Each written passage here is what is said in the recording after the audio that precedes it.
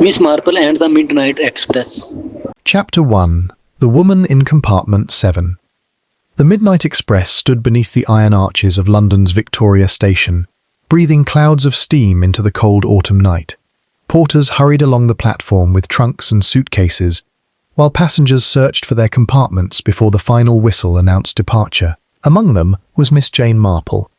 Wrapped in a warm grey coat and carrying a modest handbag, she appeared exactly what she was, an elderly lady travelling alone. Few people paid attention to her. Fewer still realised that behind her gentle smile and knitting needles was one of the sharpest minds in England. Miss Marple was on her way to Blackmere, a quiet coastal town where an old friend had invited her to spend a few weeks. She looked forward to the peaceful sea air and long walks along the cliffs. At least, that had been her expectation. As she entered her carriage, she immediately noticed several fellow travellers who seemed unusually interesting for a simple overnight journey. Across the corridor sat a distinguished-looking gentleman with silver hair and a stern face. He carried himself with the authority of someone accustomed to giving orders. Later, Miss Marple learned he was Sir Reginald Morton, a retired judge. Farther down the carriage was a glamorous woman, dressed in an elegant dark blue coat.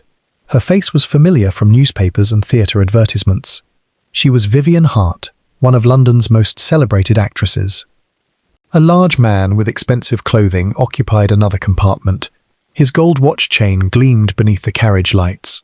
This was Victor Langley, a wealthy businessman whose name frequently appeared in financial journals. Finally, there was a young woman travelling alone. She could not have been older than 25. She had chestnut hair, intelligent grey eyes, and an expression that suggested constant worry. Though she tried to appear calm, Miss Marple noticed her repeatedly glancing over her shoulder, as though expecting someone to follow her. The young woman carried only a small suitcase and a leather handbag. As Miss Marple settled into her seat, she observed the woman standing on the platform, reading a folded letter. The letter appeared to distress her greatly. A moment later, she quickly tucked it away and boarded the train. "Poor child," Miss Marple murmured to herself. "Something is troubling her." The whistle sounded. With a sudden jerk, the Midnight Express began its journey south. For the first hour, everything seemed perfectly ordinary. Passengers read books, drank tea, and watched the countryside disappear into darkness beyond the windows. Miss Marple knitted quietly while observing her fellow travellers. The young woman, whose ticket identified her as Eleanor Price, remained particularly nervous. Twice she left her compartment and walked through the corridor as if searching for someone. Each time she returned, looking even more anxious than before. At around 10 o'clock, Miss Marple encountered her near the dining car. "Good evening," Miss Marple said pleasantly. The young woman smiled politely. "Good evening. You seem worried, my dear." Eleanor hesitated. For a moment, she appeared ready to say something important. Instead, she forced a smile. "It's nothing, really. Just travel nerves." Miss Marple nodded kindly. Of course, but she knew perfectly well that travel nerves were not the cause. Eleanor's eyes betrayed genuine fear. Later, while enjoying a cup of tea in the dining car, Miss Marple noticed another curious detail. Victor Langley, the businessman, attempted to start a conversation with Eleanor. The young woman immediately ended the exchange and left. Langley seemed annoyed by the rejection. "Interesting," thought Miss Marple. "Very interesting." Near 11 o'clock, the train entered a region of dense fog. The windows became mirrors reflecting only the passengers inside. The atmosphere changed subtly. The rhythmic clatter of wheels against rails seemed louder. Conversations grew quieter. The long corridors appeared strangely empty. Miss Marple returned to her compartment but found herself unable to sleep. Years of solving mysteries had taught her that intuition should never be ignored. And tonight, her instincts were unusually active. Shortly before midnight, she stepped into the corridor. The train was almost silent. Most passengers had retired for the night. As she walked toward the observation window at the end of the carriage, she caught sight of Eleanor Price. The young woman was standing alone near compartment 7. She appeared to be waiting for someone. Eleanor glanced nervously up and down the corridor before slipping inside the compartment and locking the door. Miss Marple found this odd. Compartment 7 was not Eleanor's assigned compartment. Before she could investigate further, The train suddenly lurched. The lights flickered once, twice, then darkness swallowed the carriage. Several passengers cried out in surprise. A few seconds later, the lights returned. Miss Marple immediately noticed movement farther down the corridor. A shadow. Someone had rushed around the corner. Unfortunately, the figure vanished before she could identify whether it was a man or woman. The train continued forward. For a moment, everything became quiet again. Then came the scream. It was a terrible sound, sharp, brief, filled with terror. The scream echoed through the entire carriage. Doors flew open. Passengers emerged in dressing gowns and coats. What happened? Where did it come from? Did someone fall? The conductor hurried through the corridor. "I believe it came from compartment 7, someone shouted. The conductor reached the compartment and knocked firmly. No answer. He knocked again. Still nothing. Concern spread rapidly among the passengers. The conductor produced a master key. Miss Marple watched closely as he unlocked the door. The compartment opened. Everyone stared inside. It was empty. Completely empty. A small lamp glowed beside the seat. A handbag rested on the cushion. A suitcase stood neatly beside the luggage rack. But Eleanor Price was gone. For several seconds, nobody spoke. The silence felt almost unnatural. Then confusion erupted. "That's impossible. She was just here. Where could she have gone?" The conductor searched beneath the seats and inside every corner. Nothing. The windows remained locked. The train was moving at nearly 60 miles per hour. No one could have exited safely. Yet Eleanor Price had vanished. Miss Marple stepped into the compartment. Her eyes examined every detail. A half-finished cup of tea sat on the small table. A book lay open beside it.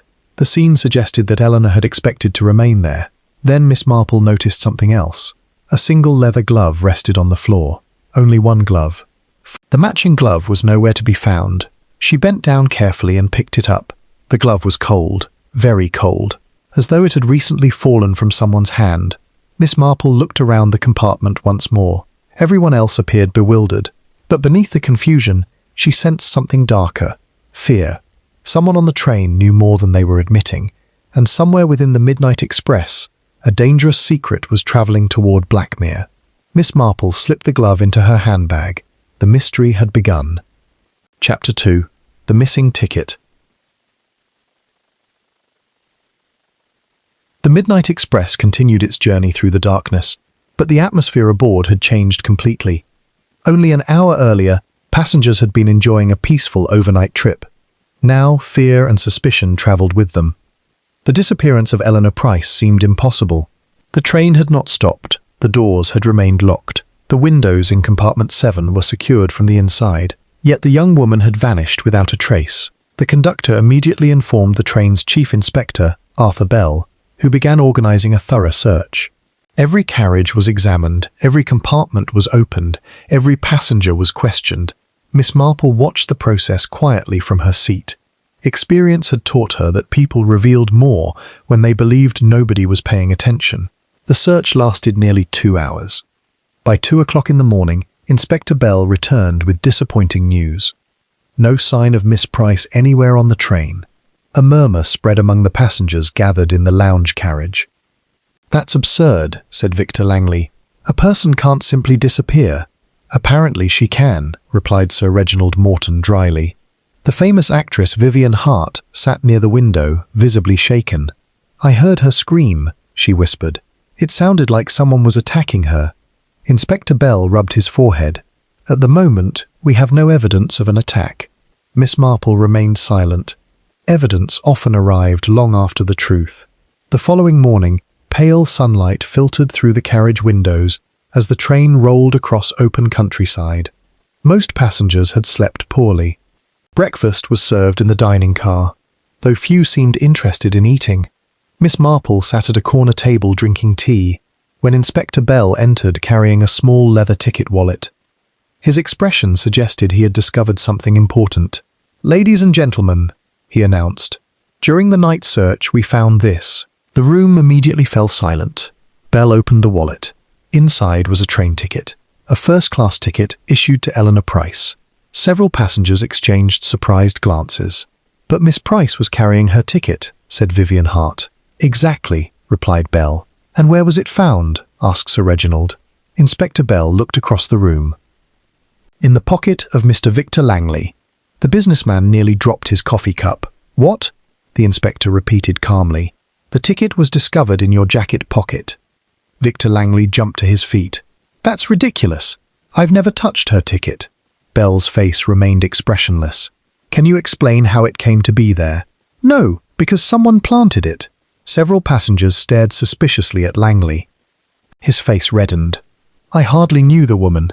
Miss Marple studied him carefully. He appeared genuinely shocked. Fear was visible in his eyes, but it was not the fear of a guilty man. It was the fear of someone who suddenly realized he had become a suspect. "Did you speak with Miss Price yesterday?" Bell asked. "Briefly. About what?" "Nothing important." The inspector folded his arms.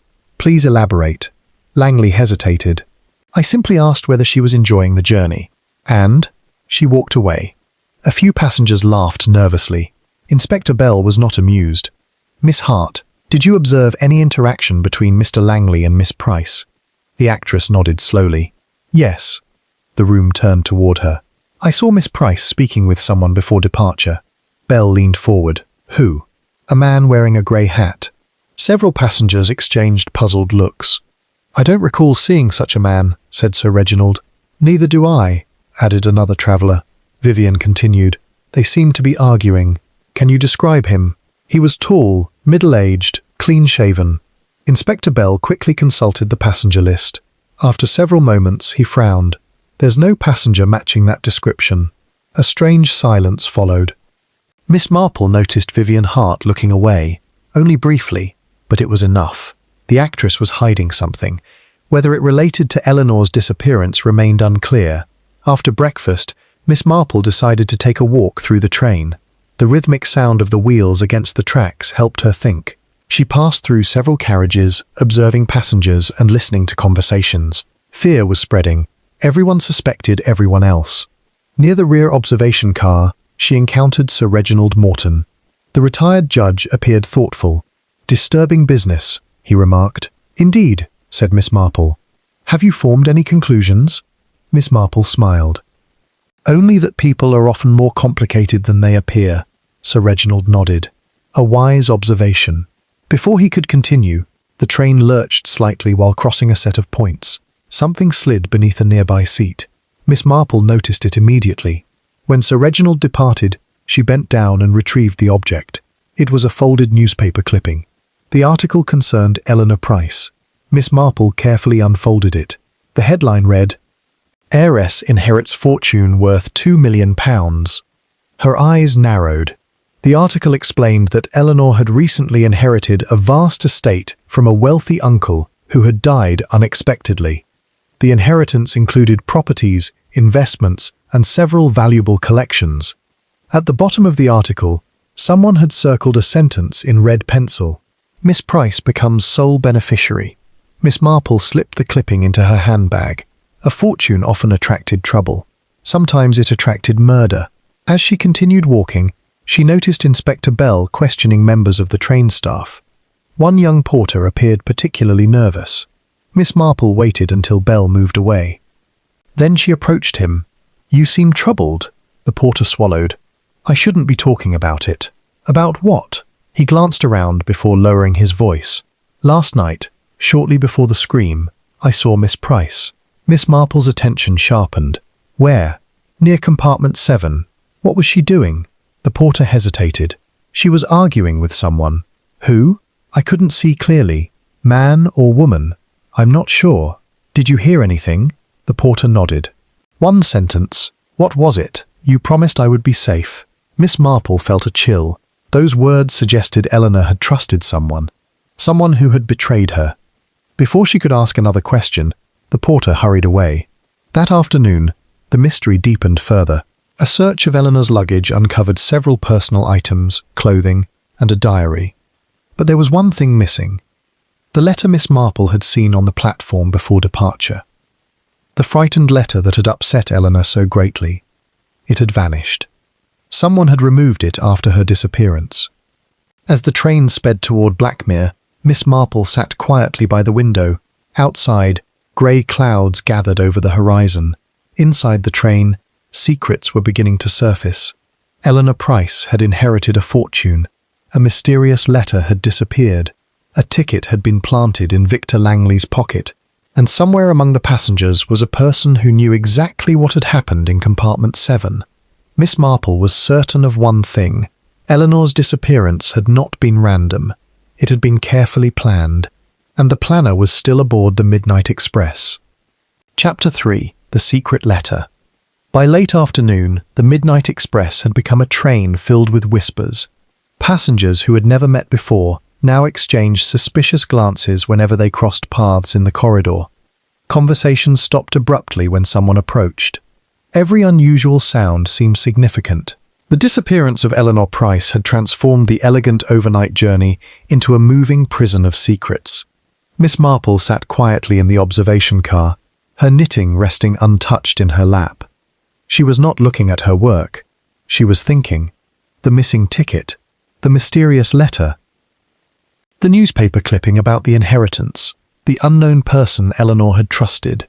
Each clue seemed disconnected, yet Miss Marple was certain they formed part of a larger picture. The challenge was discovering how they fit together.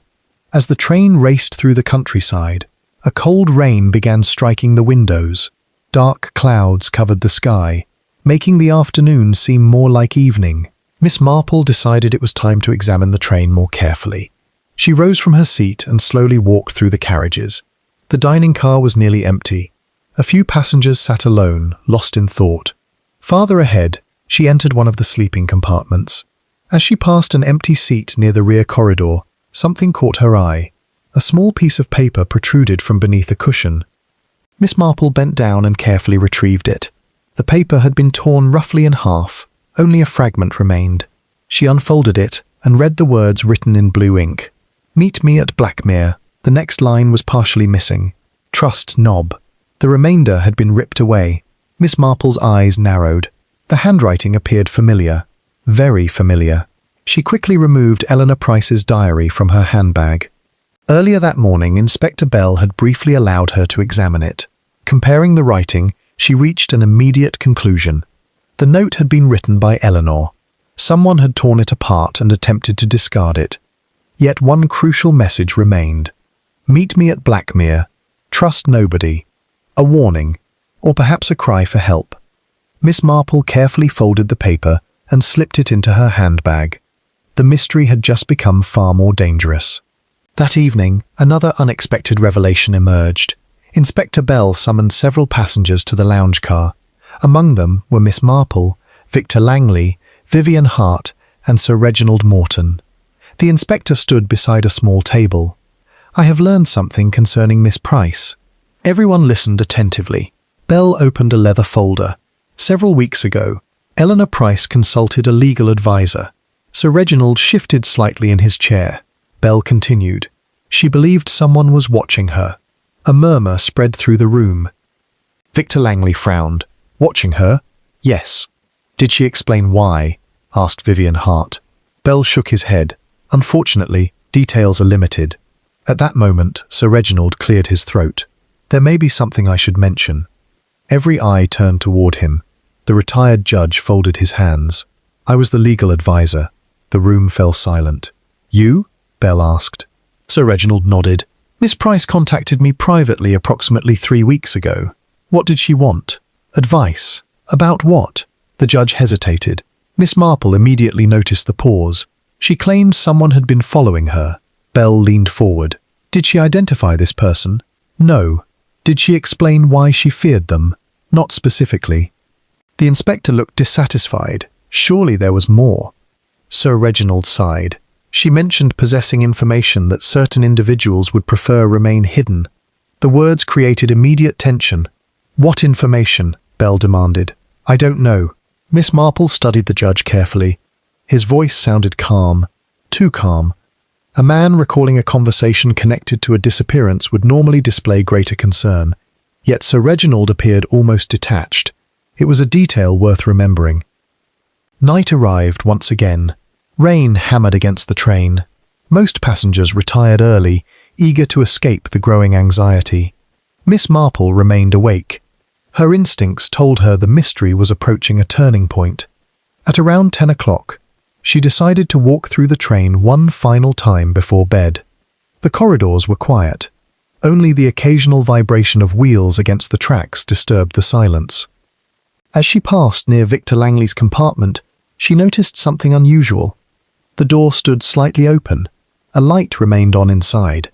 Miss Marple slowed her pace. Then she heard a strange sound, a faint groan.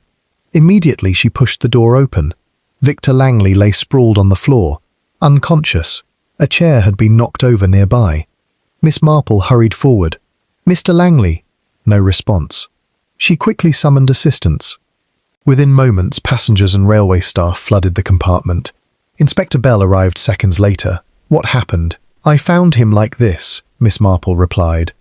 Bell knelt beside the businessman. After examining him, he looked relieved. "He's alive." A doctor travelling aboard the train was summoned. Following a brief examination, he delivered his opinion. "A blow to the head." "Will he recover?" Bell asked. "Certainly." The doctor pointed toward a swelling above Langley's ear. He was struck from behind. Inspector Bell immediately began searching the compartment. Several minutes later, he discovered something beneath the overturned chair, a silver pocket watch. Bell picked it up carefully. The object gleamed beneath the carriage lights. An inscription decorated the back. The inspector read it aloud. E.P. The initials sent a ripple through the room. Eleanor Price, the missing woman. Bell looked puzzled. Why would her watch be here? Vivian Hart stared at the object. "I've seen that before." "You have?" Bell asked. "Yes." "Where?" Miss Price was carrying it on the platform before departure. The inspector examined the watch more closely. "It appears genuine." Miss Marple stepped forward. "May I see it?" Bell handed it to her. The elderly detective studied the engraving. Then she noticed something peculiar. A tiny scratch near the clasp. Not recent, several years old. The watch had been used frequently, yet something felt wrong. Very wrong.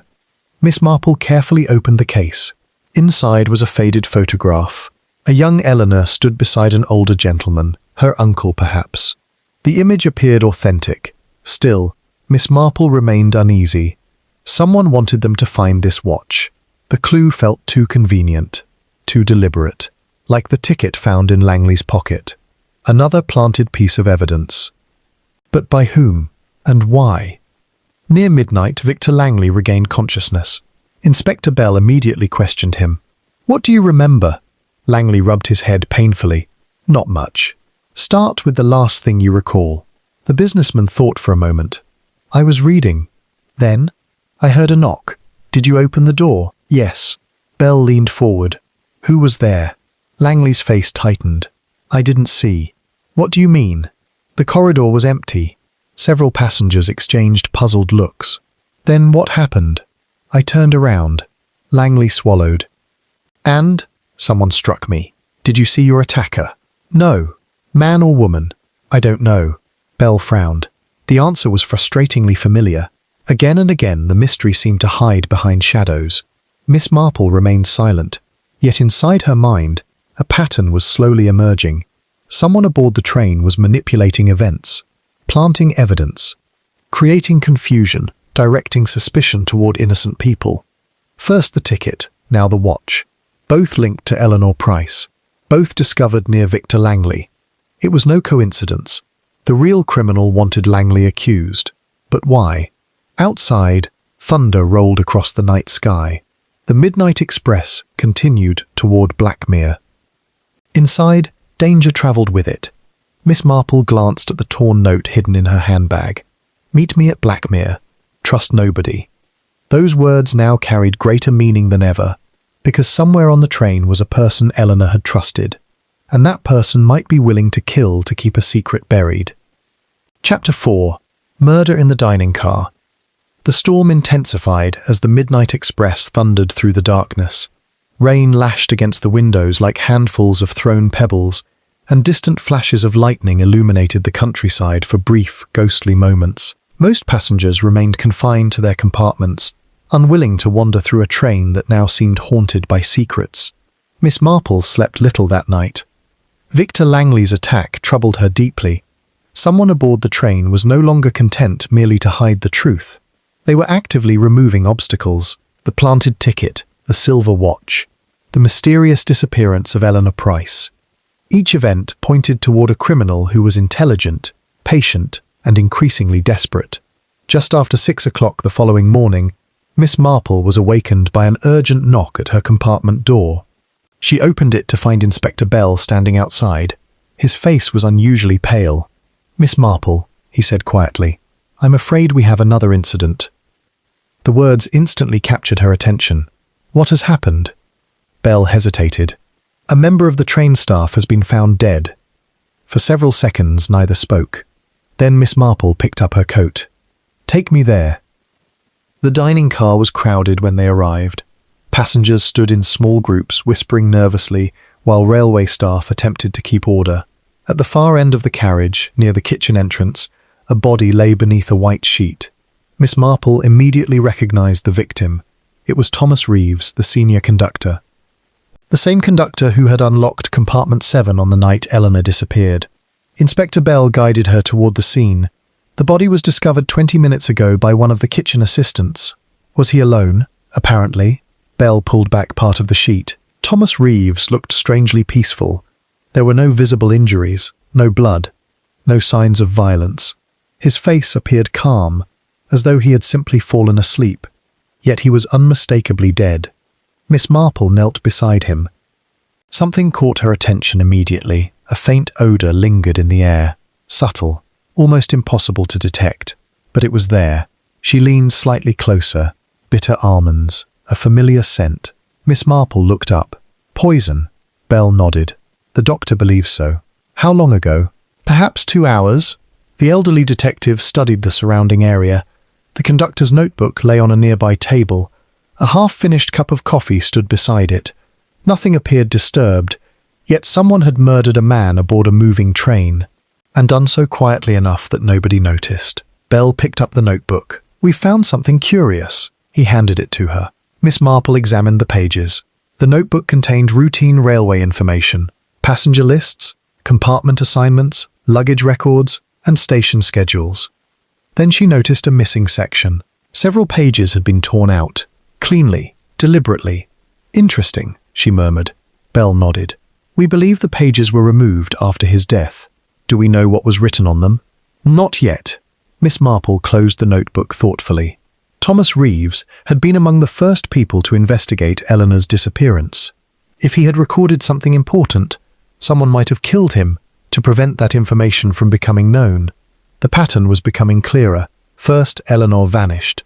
Then, Victor Langley was attacked. Now, the conductor was dead.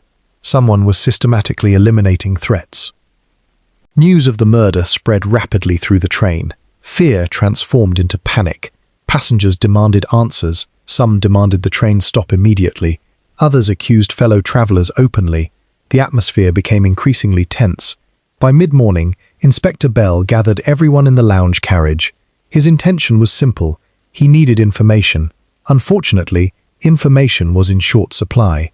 "Did anyone see Mr. Reeves after midnight?" Bell asked. A few hands rose. Vivian Hart spoke first. "I passed him near the dining car around 12:30. Did he appear concerned?" "Perhaps slightly." "Did he mention anything?" "No." Bell made notes. Next came Sir Reginald Morton. "I spoke with him briefly." "When?" "Around 1 o'clock." "What did you discuss?" "Nothing significant. Weather, railway delays." Bell looked unconvinced but continued. One by one, the passengers answered questions. Most provided little useful information. Then Miss Marple noticed something peculiar.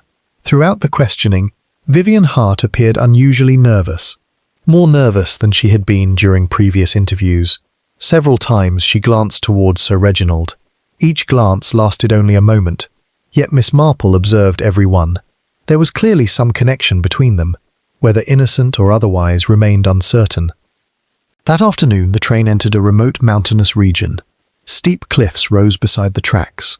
Dark forests stretched across the horizon. The weather remained gloomy. Miss Marple decided to revisit the dining car. She preferred examining scenes after crowds had departed. People often overlooked important details.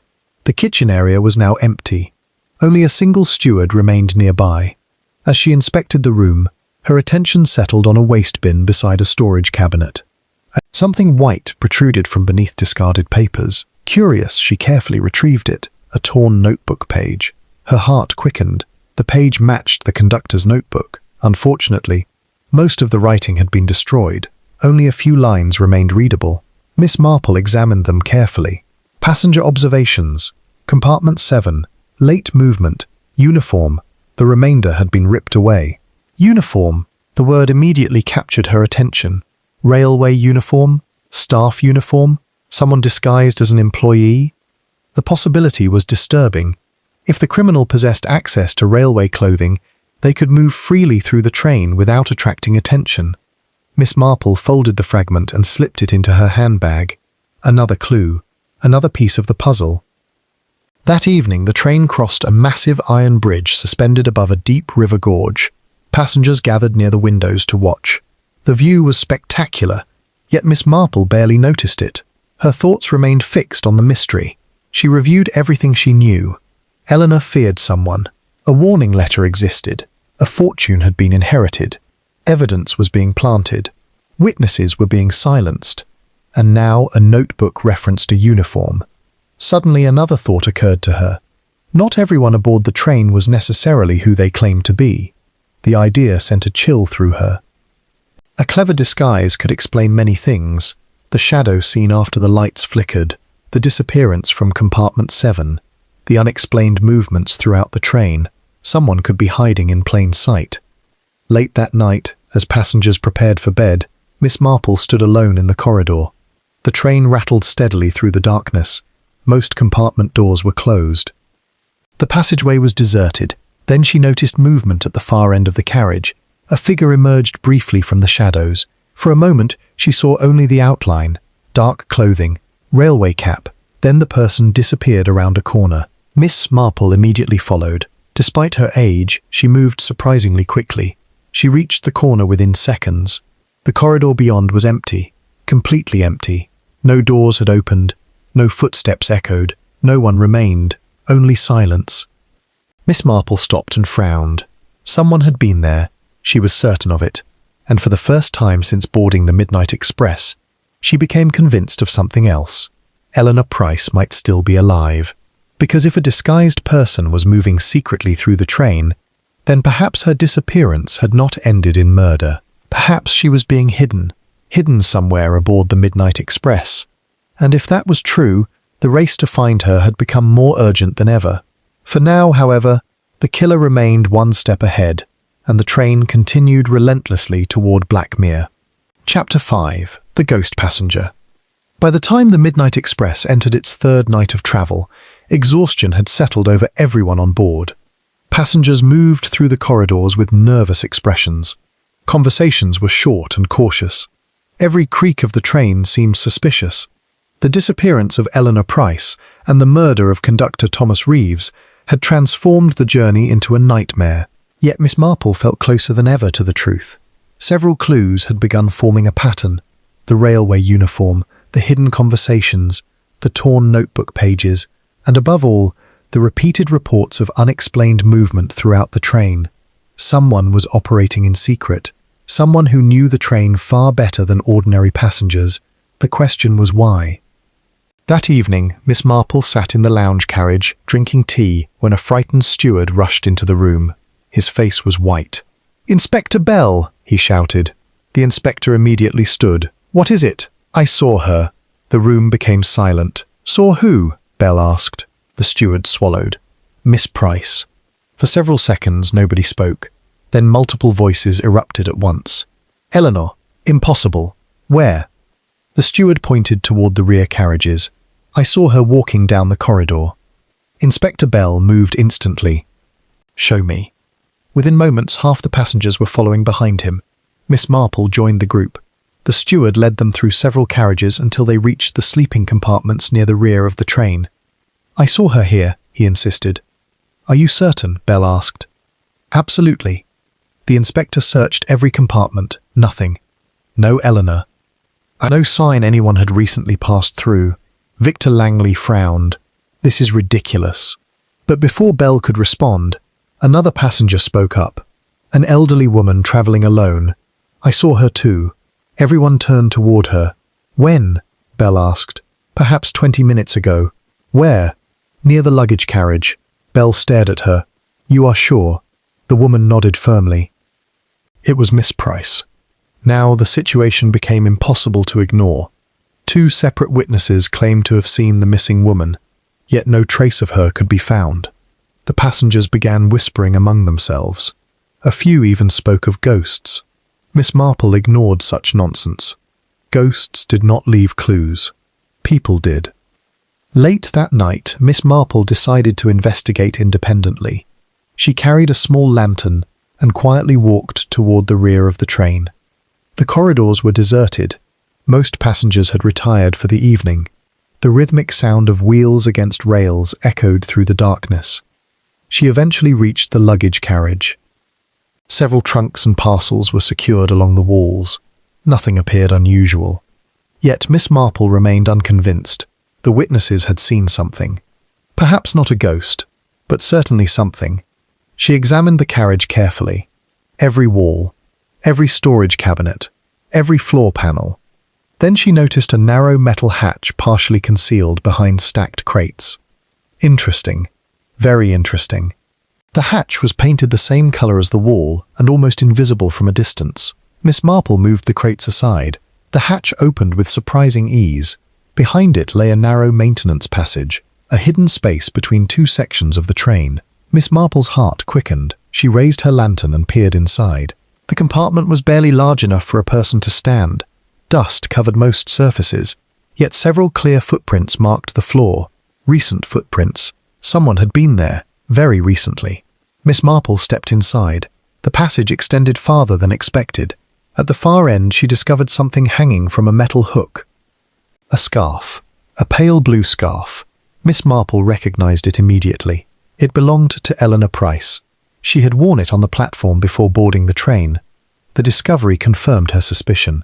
Eleanor had not vanished into thin air. She had been hidden, somewhere aboard the train. As Miss Marple continued examining the compartment, she found something even more alarming. Folded neatly in a corner was a railway uniform, cap included, the same type worn by train employees. Suddenly, several mysteries became clearer. The shadow in the corridor, the unexplained sightings, the strange movements through restricted areas. Someone had been disguising themselves as railway staff. The criminal could move almost anywhere without attracting attention. A clever strategy, and a dangerous one. Miss Marple immediately informed Inspector Bell. Within minutes, the hidden compartment was surrounded by railway staff and police officers. Bell carefully examined the evidence. The scarf definitely belonged to Miss Price. Yes. And the uniform? Miss Marple nodded. It explains quite a great deal. Bell folded his arms. Unfortunately, it doesn't tell us who wore it. No. But it narrows the possibilities. The inspector looked thoughtful.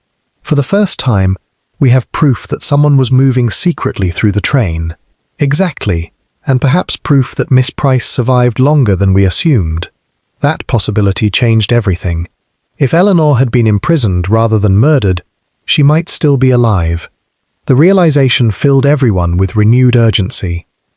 The following morning, another development occurred. Inspector Bell completed a detailed inspection of the hidden compartment. One of the officers discovered a small notebook hidden beneath a loose floor panel. The notebook contained maintenance records. Most entries were years old.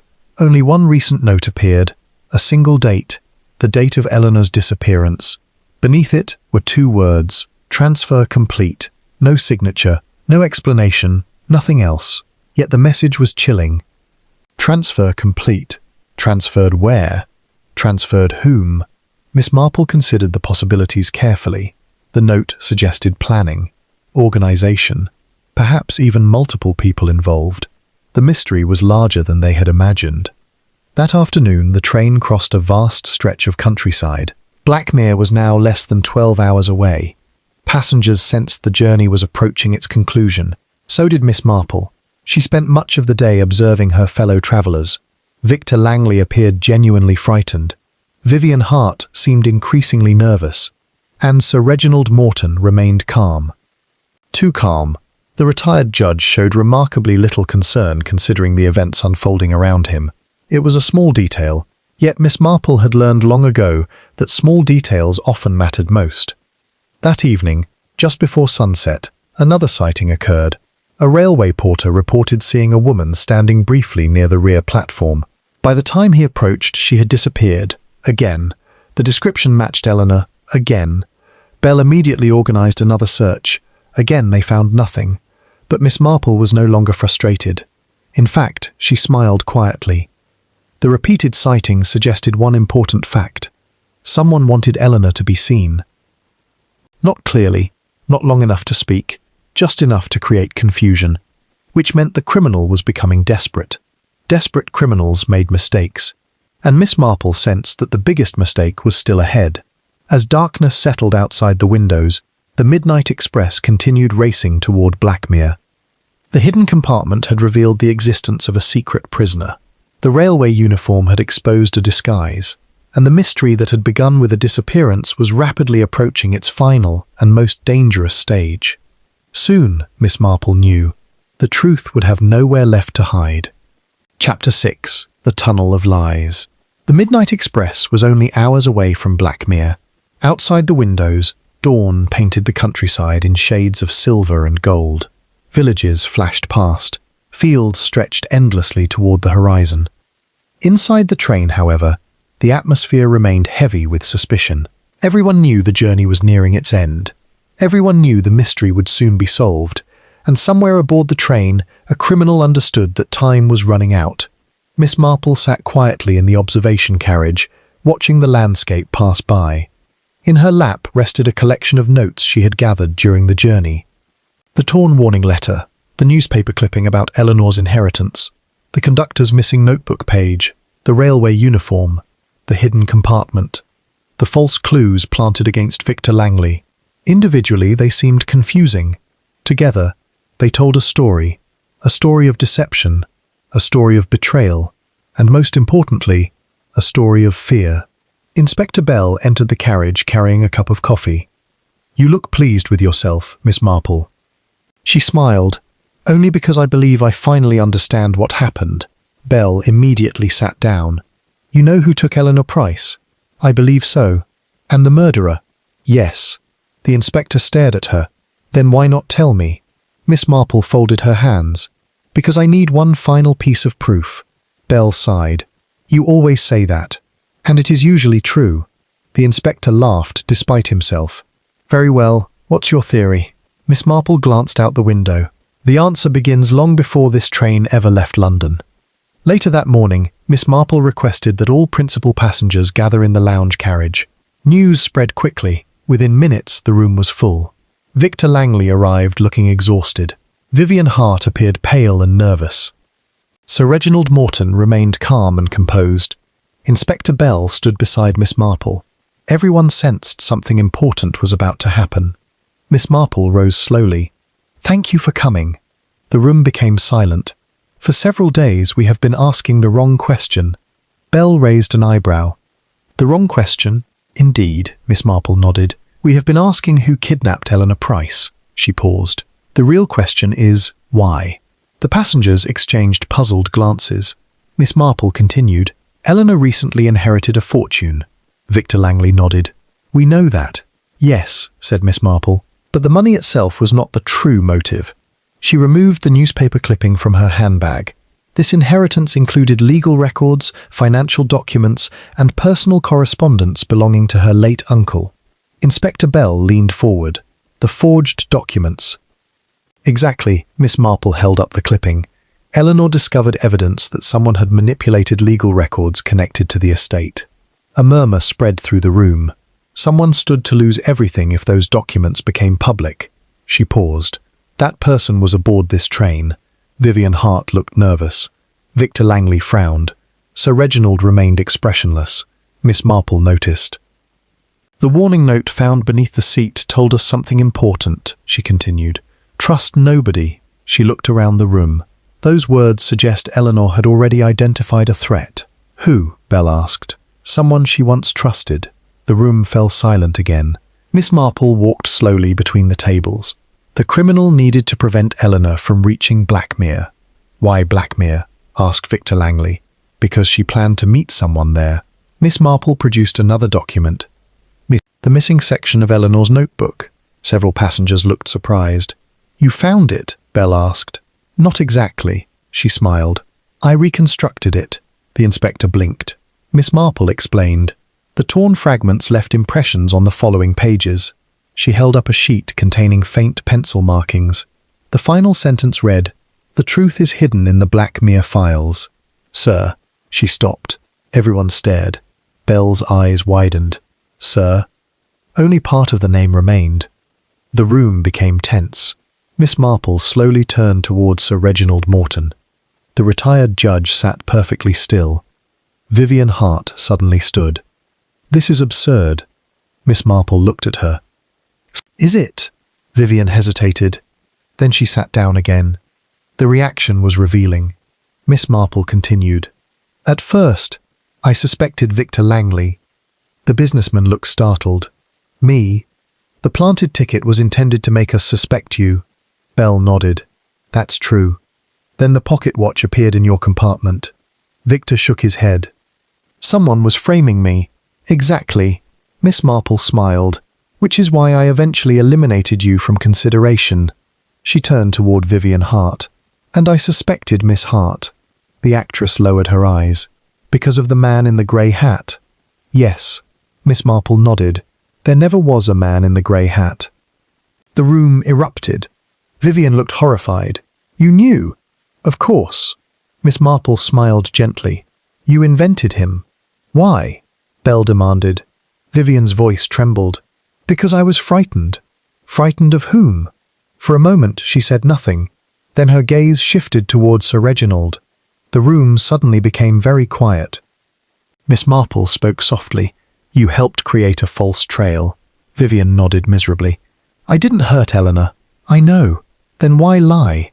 Tears appeared in the actress's eyes. Because he asked me to. Every eye turned towards Sir Reginald Morton. The judge remained motionless. His face betrayed nothing. Inspector Bell stepped forward. Is this true? Sir Reginald smiled faintly. A desperate accusation. Perhaps. Miss Marple folded her hands. But not the only one. She produced the fragment from the conductor's notebook. The murdered conductor recorded seeing someone in railway uniform near compartment 7. Bell nodded. The disguise? Yes. Miss Marple looked directly at Sir Reginald. Unfortunately, there was only one passenger aboard the train who possessed both the knowledge and opportunity to arrange such a disguise. The judge's smile vanished. The hidden compartment was not discovered by accident, Miss Marple continued. It had been prepared in advance. Inspector Bell stared at Sir Reginald. You knew the train layout. The judge said nothing. Because you had travelled this route many times, Miss Marple said. Still silence. Then came the final blow. Miss Marple removed a folded document from her handbag. This arrived by telegram this morning. Bell looked surprised. You never mentioned it. I wish to verify my conclusions first. She unfolded the paper. The railway company confirmed that the uniform discovered in the hidden compartment had been stolen from a storage facility 2 weeks before departure. She paused. The theft occurred in Blackmere. The room became utterly silent. Miss Marple looked directly at Sir Reginald. And according to witnesses, you were in Blackmere at the time. For the first time during the entire journey, the judge's composure cracked. Only slightly, but Miss Marple saw it. A flicker of fear, the smallest tremor in his hands. The reaction told her everything. The mask was beginning to break, and as the Midnight Express sped toward its final destination, the truth was finally emerging from the shadows. The next few hours would determine whether Eleanor Price was still alive, and whether the mastermind behind the entire conspiracy would finally be brought to justice.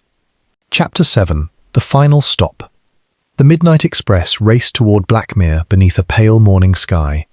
After days of mystery, fear, and deception, the journey was finally nearing its end. Yet inside the lounge carriage, nobody was thinking about arrival. All eyes remained fixed upon Sir Reginald Morton. The retired judge sat silently in his chair while Inspector Bell stood beside him. Miss Marple remained calm. Years of experience had taught her that the truth often revealed itself in stages, and now the final stage had arrived. "Sir Reginald," Bell said firmly, "I suggest you explain yourself." The judge looked around the room. His expression remained composed, but the confidence that had once surrounded him was gone. For several moments he said nothing. Then he smiled faintly. "A remarkable performance, Miss Marple."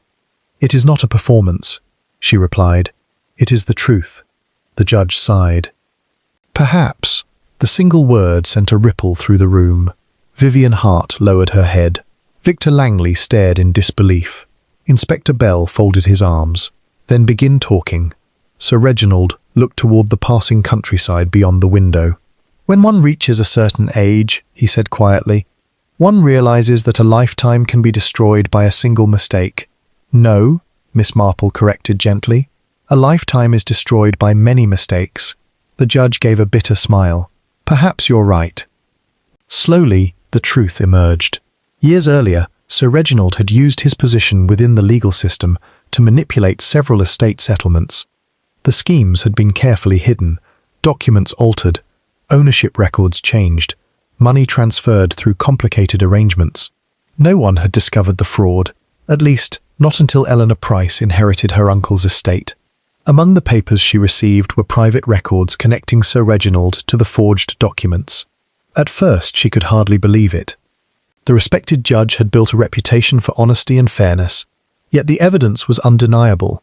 Determined to expose the truth, Eleanor arranged a meeting with legal authorities in Blackmere. Unfortunately, Sir Reginald learned of her intentions, and that changed everything. He couldn't allow her to reach Blackmere, Miss Marple explained. Bell nodded grimly. "So he planned the kidnapping." Sir Reginald lowered his eyes. "Yes." The room fell silent. The judge confessed that he had prepared the scheme weeks before departure. Using stolen railway uniforms and knowledge of the train's layout, he created a hiding place inside the maintenance compartment. Vivian Hart had unknowingly assisted him. At first, she believed she was helping protect a friend from scandal. Only later did she realize the truth. By then, she was too frightened to speak. "I never wanted anyone hurt," Vivian whispered through tears. Miss Marple nodded sympathetically. "I know." Bell looked toward the judge. "What happened the night Eleanor disappeared?" The answer came slowly. "She trusted me." The words sounded almost painful. "I convinced her we could discuss the matter privately in compartment 7. The room became very quiet. When the lights failed briefly, I moved her into the hidden compartment." "Eleanor resisted?" Bell asked. "Of course." "Did you injure her?" "No." The judge shook his head. "My intention was never murder." Victor Langley laughed bitterly. "You expect us to believe that?" Sir Reginald did not answer. The inspector continued, "And Thomas Reeves?" For the first time, genuine regret appeared on the judge's face. "The conductor recognized me." Bell's expression hardened. "He saw you wearing the uniform." "Yes." The judge closed his eyes briefly. He threatened to report what he had seen. "So you poisoned him?" The silence that followed was answer enough. Several passengers gasped. Others looked away. Murder was no longer merely a suspicion. It was a fact. "But there is one question remaining," Bell said. "Where is Eleanor Price now?" The judge hesitated. Then he spoke quietly. "Still on the train." Every passenger froze. Bell stepped forward. "Where?" "The secondary maintenance compartment." Miss Marple exchanged a quick glance with the inspector. Neither wasted another second. Within minutes, Bell, several officers, and Miss Marple hurried toward the rear section of the train. The judge's directions led them beyond the hidden compartment already discovered. Behind a locked service panel, they found another narrow passage, a concealed storage chamber. Bell forced the door open. The lantern light illuminated a small figure sitting against the wall. Eleanor Price, alive. For a moment, nobody moved. Then Eleanor looked up. Her eyes widened. "Miss Marple?" The elderly detective smiled warmly. "My dear child."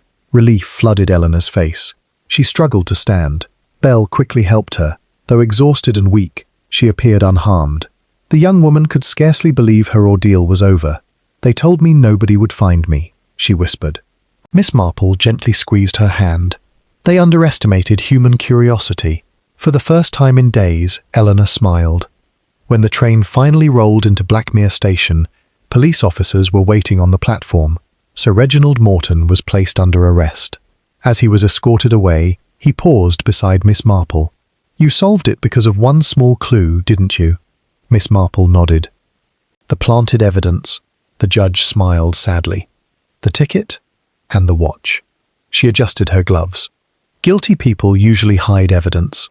You displayed it. Sir Reginald closed his eyes. My vanity. No, said Miss Marple. Your fear. Without another word, he was led away.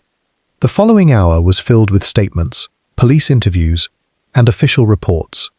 By afternoon, the station had finally grown quiet. The storm that had followed the train for days had disappeared.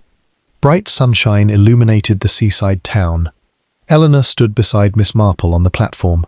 I don't know how to thank you. My dear, gratitude is unnecessary. You saved my life. Miss Marple smiled. I merely paid attention. Eleanor laughed softly. Most people would call that an understatement. Perhaps it was, but Miss Marple knew something others often forgot. Mysteries were rarely solved through brilliance alone. They were solved through patience, observation, understanding human nature. The smallest details often revealed the greatest truths. As gulls circled above the harbour, Eleanor looked toward the distant sea. What happens now? The truth becomes known, and after that, Miss Marple smiled, life continues. The young woman nodded thoughtfully. For the first time since boarding the Midnight Express, she felt free. As the afternoon sun bathed Blackmere Station in golden light, Miss Marple prepared to leave. She took one final glance at the train. The Midnight Express stood quietly beside the platform. To most people, it would simply be a railway journey. To Miss Marple, it would always be something more. A place where greed had created lies, where fear had led to murder, and where truth, despite every effort to bury it, had ultimately prevailed. With a satisfied smile, she turned and walked toward the town. Another mystery had reached its final stop. If you enjoy our story, then like and subscribe our channel.